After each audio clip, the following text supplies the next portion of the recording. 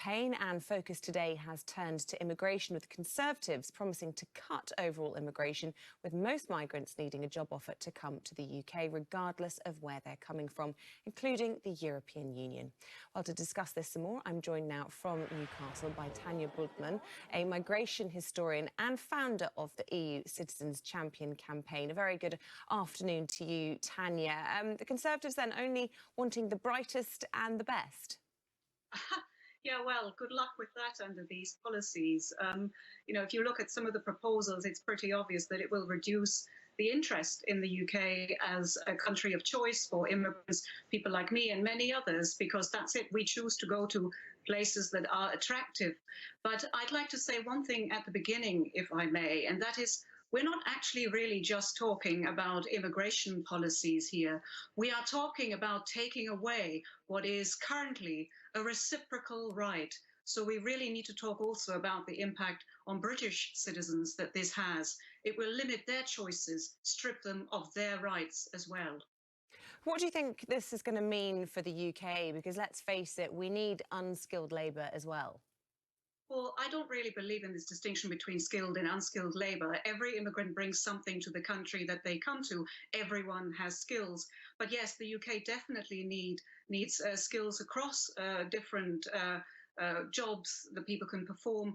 And, go to London to any cafe, you'll probably be served by an EU citizen. All of those sorts of things are forgotten in this discussion. The UK needs immigrants, and immigrants help make the UK tick every single day. And yet the major parties responding to what is taken as read, really, that in that referendum in 2017, the 17.2 million people who voted to leave did so with an issue on immigration. Well, if you look at any more recent polling around freedom of movement, that's not actually the case. The majority of people in the UK support freedom of movement. I think what's happened here is something a little bit different, and we see a repeat of that now.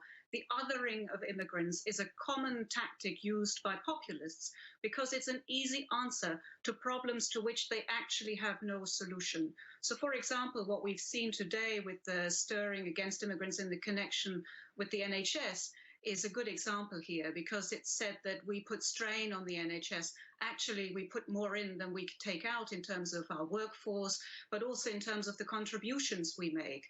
All of this is hiding what really is the problem, and that is Tory austerity, cuts that have been made in the health sector. Immigrants are not to blame for this. So by focusing on immigrants, we're just seeing a deflection here, really, of the real problem, a hiding of it. Although you could argue that the Conservatives actually being more circumspect than in the previous two elections. I mean, they've historically wanted to try and get net immigration down below 100,000. They're not trying to do that anymore. They're saying it will hopefully come down, but they're not putting a figure on it. Yeah, they may have learned on the figure, but if you look at the rhetoric this week alone, every single day, a government minister from Michael Gove to Priti Patel, Boris Johnson himself, have riled against immigrants and EU citizens in particular. So they are still using the same rhetoric. They're still blowing, as it were, the dog whistle very loudly. Let's talk a little bit about the Labour Party, their manifesto due to come out this week. And although at conference they pledged, didn't they, to try and continue free movement of people, it looks as though, certainly from a couple of Sky sources, from Tom Raine, our political correspondent, as though they will be ditching that and they'll be focusing instead on citizens' rights and ending exploitation of migrant labour.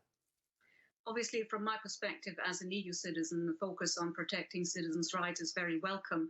But I'm very disappointed by what I'm hearing. I'd like to see the full manifesto, but the conference pledge was very clear and it should really be upheld.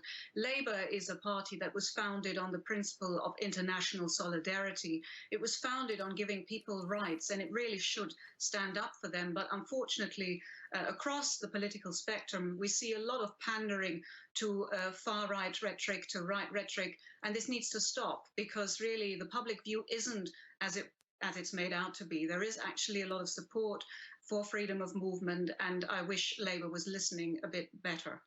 OK, Tanja Bueltmann, founder of the EU Citizens Champion campaign. Really good to get your thoughts. Thank you. Thank you.